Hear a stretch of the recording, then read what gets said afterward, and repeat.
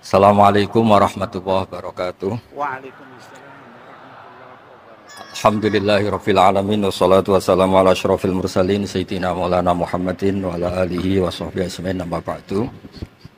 Ingkang sangat kula hormati niki wonten Habib Nabil, semua keluarga besar Habib Muntir, semua min usulihi wa furuhi sedanten ingkang kula hormati.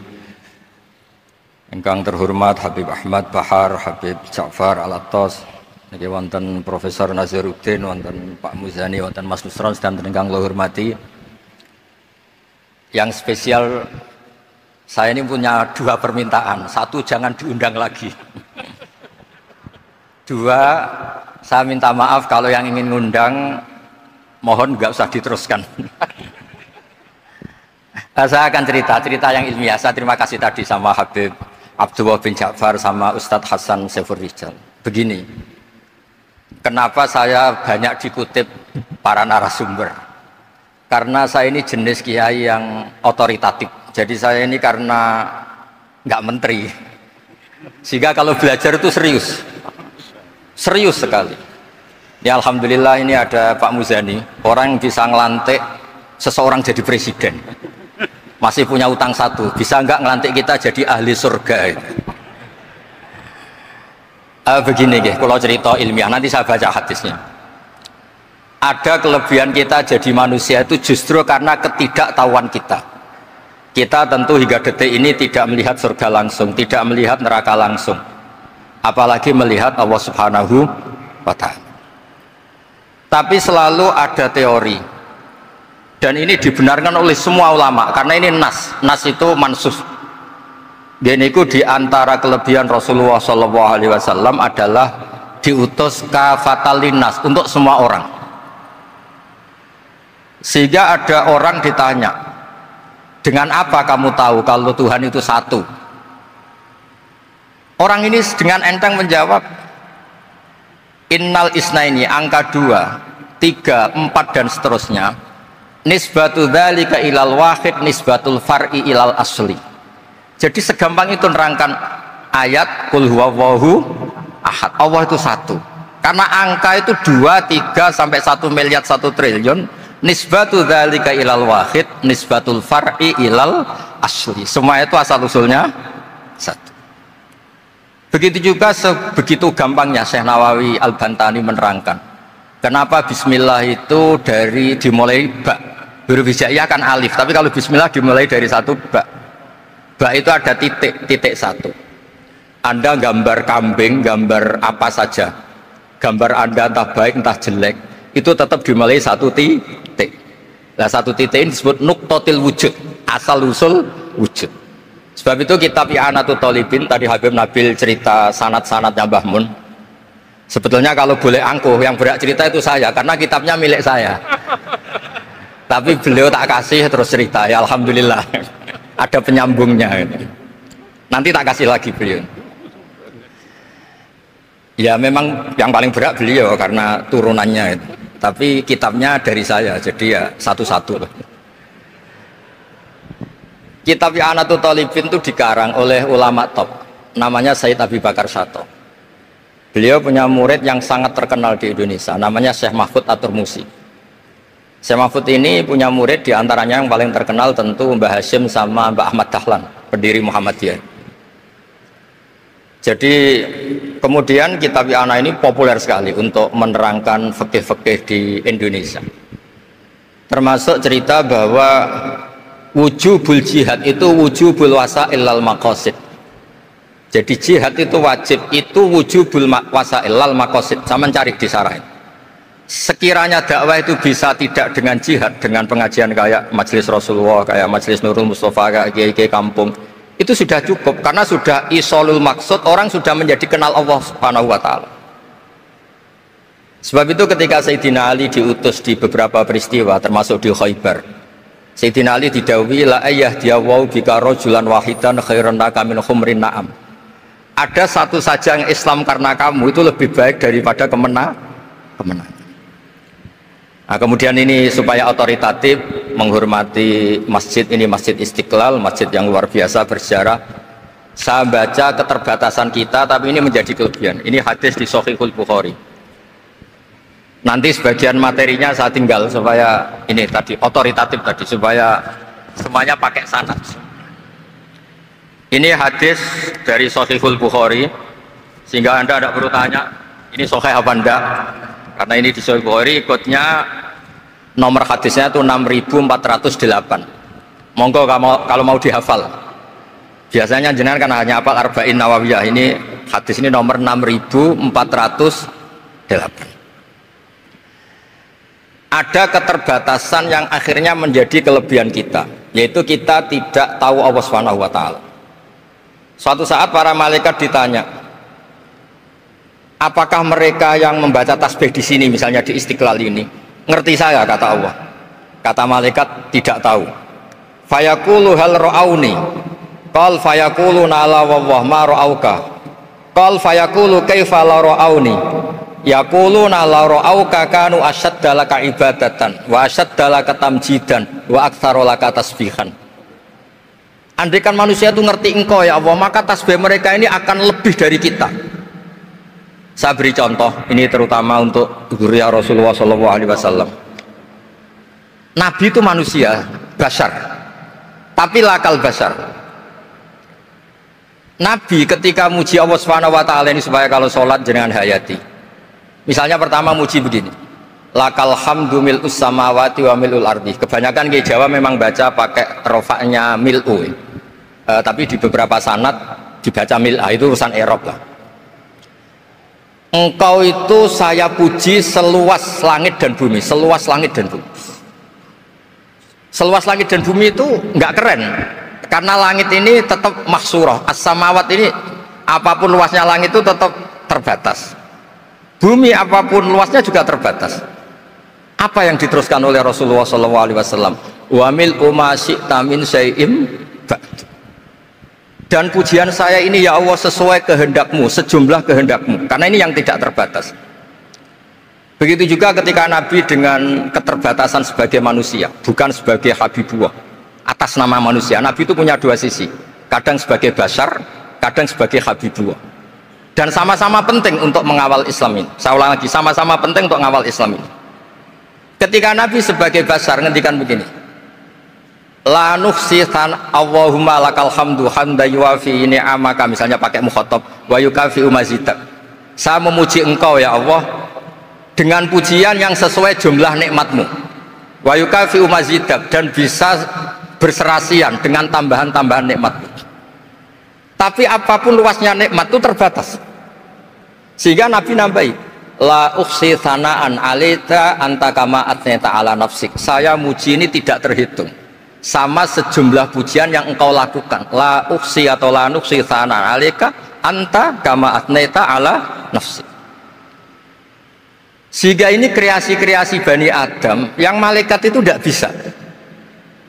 Saya ulang lagi, ini kreasi-kreasi Bani Adam yang bakat malaikat itu tidak bisa. Ini saya baca di kitab Fathul Bari, ini sarahnya kitab Bukhari. Kata Imam, ini saya ulang lagi, ini kata Imam Ibnu Hajar al-Asqalani, pensarah terbaik Bukhari. Jadi Sahihul Bukhari itu punya sarah paling terkenal namanya Fathul Bari.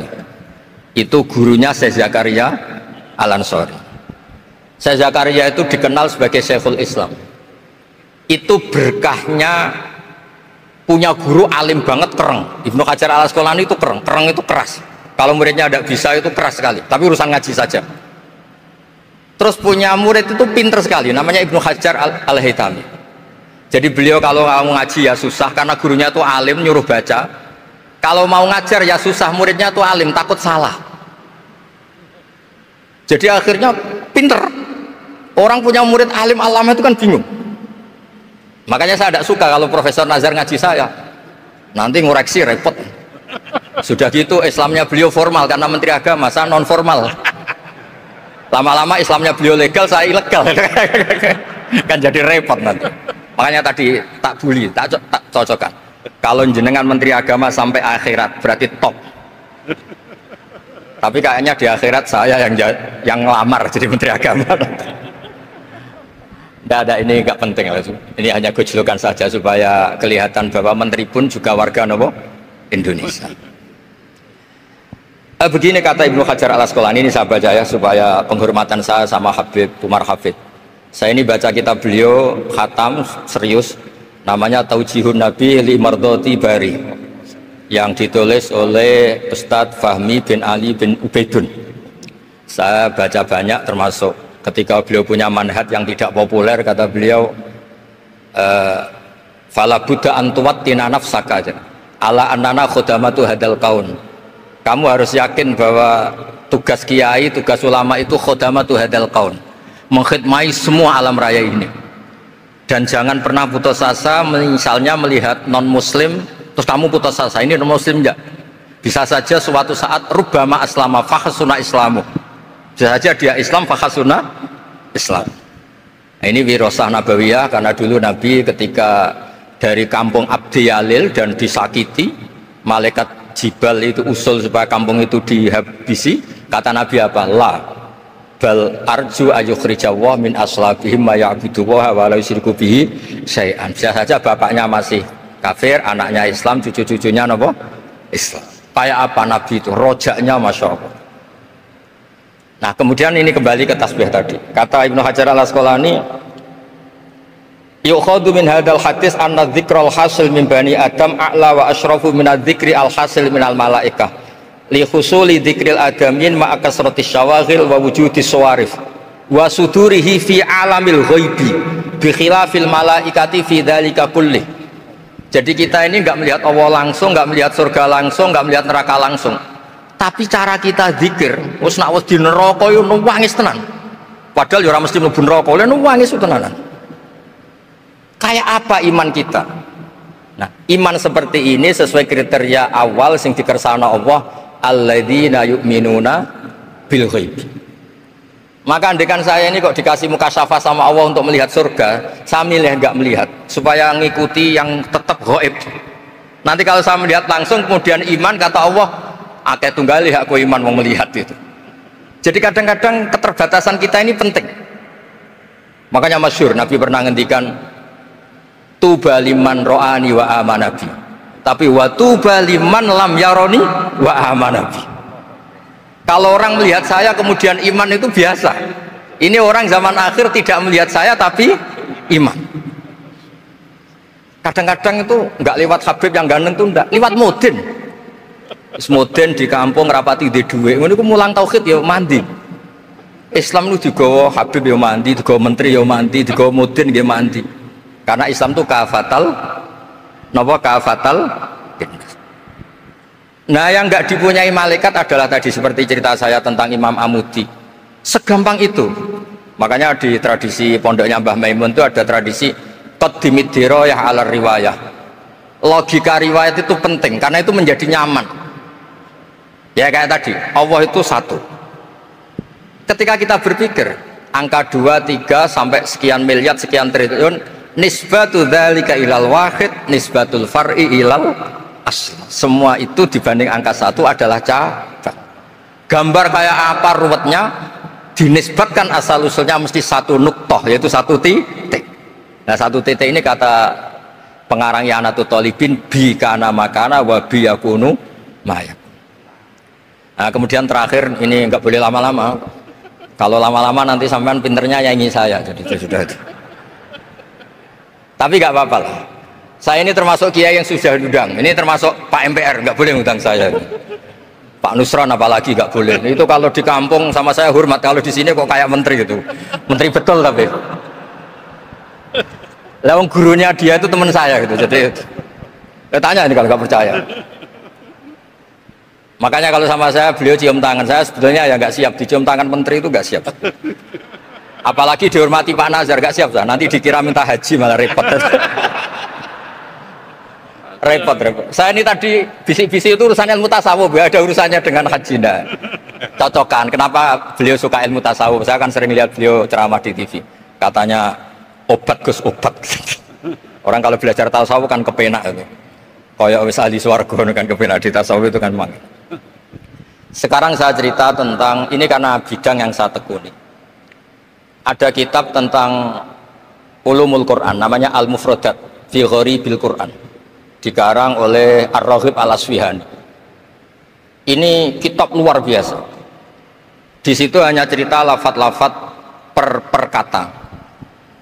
Saya tadi sebelum kesini ngajar dulu di pondoknya Beki, Baitul Qurannya Pak Kures, karena memang saya termasuk pengajar di sana. Artinya kalau saya sering ke situ, jangan iri, memang saya termasuk pengajar di sana. Termasuk pengajar yang keren maksudnya. Keren itu artinya pakai referensi, bukan asal. Begini kata kitab itu. Rasulullah SAW itu kan punya nama Muhammad, orang yang banyak sikapnya atau semua sikapnya terpuji. Termasuk ketika sebagai manusia, sama lagi termasuk ketika sebagai apa? Manusia. Sebagai manusia aja Nabi gak pernah salah. Begini kata kitab itu. Nabi-nabi yang keren-keren itu, sama lihat di Ahaditsus Syafa'ah, itu masih egois. Ketika ada haulul mauqif, ada prahara mauqif, itu semua Nabi bilang nafsi, nafsi, nafsi, nafsi. Ketika dimintai syafaat bilang nafsi, nafsi.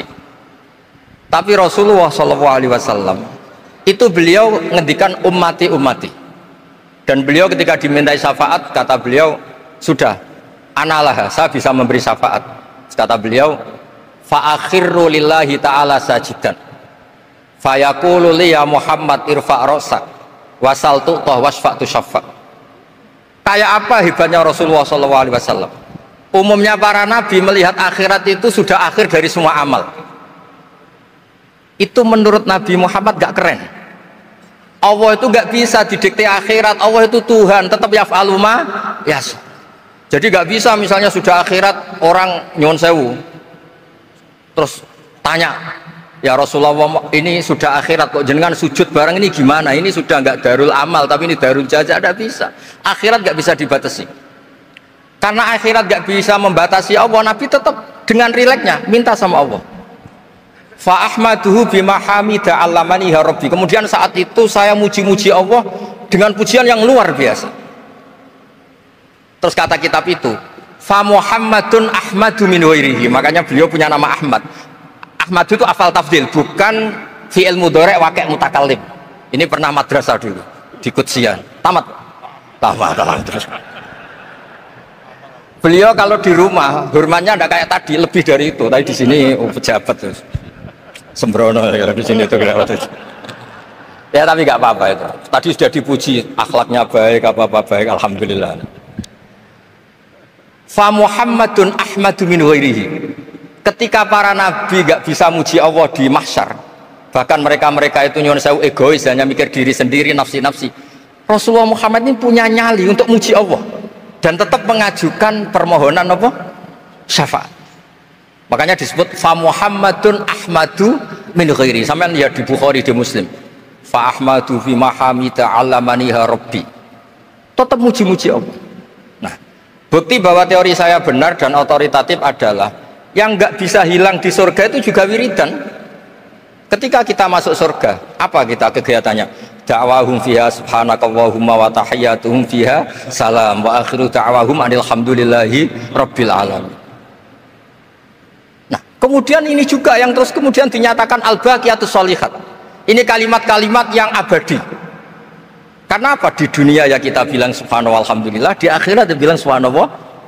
Kayak apa kerennya kita sebagai Bani Adam? Nah, makanya disebut alladzina yu'minuna bil ghaibi. Wong tidak melihat Allah, tidak melihat surga, tidak melihat neraka, tapi iman kita ini kayak iman sing musyahadah. Iman sing hakul yakin, ainul yakin. Kenapa demikian? Ya karena tadi kita diajari terus menerus oleh Rasulullah SAW. Yang terakhir saya cerita mukjizat. Ini juga terkait dengan betapa mudahnya hadaddin ini di logika, dicerna. Kata Rasulullah SAW, sabda Nabi di hadis, salang lagi ini hadis sahih di bab awal Fadailul Quran di Sahihul Bukhari. Dicek, kalau nggak percaya dicek. Ma minal anbiya'i nabiyyun illa u'tiya minal ayati ma misluhu amana alaihil bashar. Wa innama kana alladzi utitu wahyan auhahu wa ilayya fa arju an akuna aktsarahum tabi'an yaumal qiyamah. Enggak ada nabi kemudian kecuali dikasih wahyu, dikasih mukjizat. Dan mukjizat ini dahsyat sehingga orang itu dipaksa iman. Kayak Nabi Soleh, ada unta besar keluar dari batu. Nabi Musa punya tongkat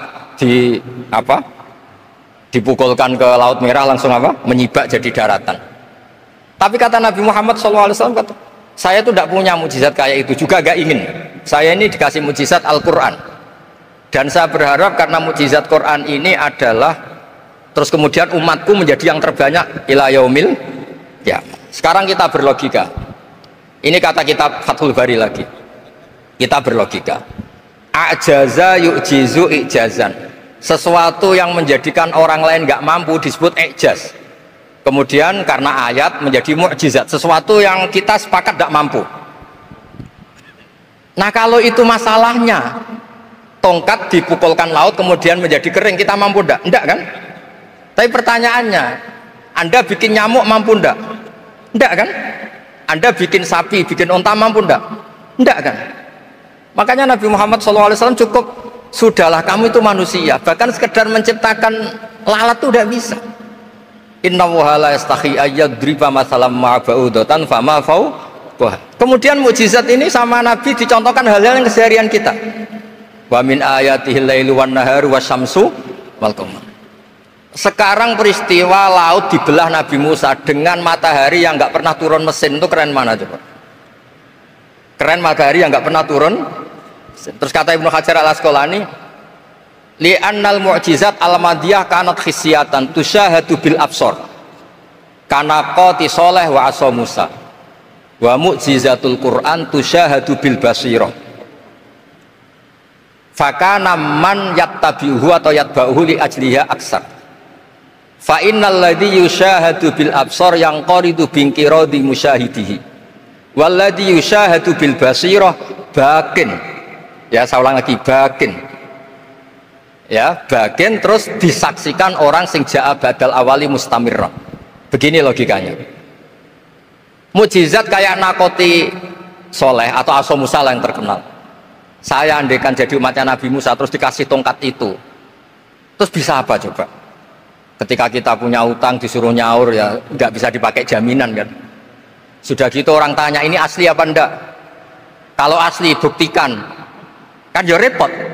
Tapi kalau kita jadi umatnya Rasulullah SAW ditunggoni Quran, punya banyak masalah resepnya sabar. Kalau nggak bisa sabar ya nyari kiai-kiai tukang ijazah, anak menodongannya mandi. Karena orang mensifati Allah itu macam-macam. Makanya saya pastikan nggak ada agama yang mengajarkan rasional kayak agama apa? Islam. Makanya liqaumi yaqilun liqaumi yatafakkar. Coba misalnya nyamuk. Kamu bikin nyamuk tidak bisa kan? Nyamuk punya organ tubuh kecil, organ tubuhnya punya urat. Kamu mikirnya kayak apa? Sekedar bikin patungnya saja tidak bisa, apalagi bikin nyamuk. Jadi untuk mengakui kudronya Allah yang tidak terbatas dan kita lemah, itu udah usah nunggu peristiwa kayak terbelahnya laut. Cukup wama min dabatin fil ardi wala ta'iriyatiru bijanahihi illa umamun amsalukum inna fi khalqis samawati wal ardi waqtilafil laili wan nahar, seterusnya la ayatil liqaumi yaqil. Nah gara-gara pola yang diajarkan Nabi itu ila yaumil qiyamah orang tetap Islam karena nyaman dengan kepastian mukjizat ini baqiyah ila yaumil qiyamah. Itu kayak apa baiknya Nabi. Makanya saya suka tadi burda yang dibaca. Ada ulama kayak Muhammad bin Said Al-Busiri yang ngarang burda. Itu kalau berpikir itu sederhana. Ngeten lho Gusti, malah nerangno pangeran. Lama da'awa da'ina li ta'ati bi akramir rusli kuna akramal umami. Ngeten lho Gusti, karena Rasul Muhammad itu terbaik, ya logikanya umatnya juga terbaik. Jadi lama da'awa da'ina li ta'atihi bi akramir rusli mesti kuna akramal umami. Jadi burda ini saking manjanya sama Allah sampai bilang gini. Wala yadhiqa Rasulullah jahuka bi idzal karimu tajalla bismimun takim. Ya Allah, engkau telah menamai Nabi engkau itu Raufur Rahim, yang penuh kasih sayang, yang sohibus syafaat. Maka ketika engkau ingin nyiksa kami dengan alasan engkau ini al-muntakim, dat yang bisa nyiksa orang maksiat, jenengan harus ingat ya Allah bahwa Nabi kita itu Nabi yang engkau gelari Raufur Rahim. Ya kalau gitu jangan jadi nyiksa. Terus gunanya apa digelari Raufur Rahim ra iso nyafaati gitu. Itu jenenge wala yadhiqa Rasulullah jahuka bi idzal karimu tajalla bismimun. Terus fa inna min judika dunya wa darrataha wa min ulumika ilmal lauhi wal qalam. Dan itu juga yang dibuktikan Rasulullah SAW. Sampai beliau ngendikan likulli nabiyyin da'watun mustajabah wa akhtabi da'wati syafaatan ummati yaumal kiamah. Semua nabi itu punya doa yang mustajab dan semuanya sudah dipakai di dunia. Tapi saya menyimpan jatah itu supaya saya tetap punya hak syafaat fi yaumil kiamah. Terus ini bukti-bukti bahwa ilmu yang selama ini diajarkan para habaib, para kiai itu otoritatif. Saya hanya bantu jenengan memastikan kalau hadis itu sahih dimaknai oleh ulama-ulama yang kredibel. Ya, perjanjian terakhir tadi. Saya ini termasuk kiai yang sergap, tanya Mas Nusron, Pak Muzani juga pernah ke rumah saya.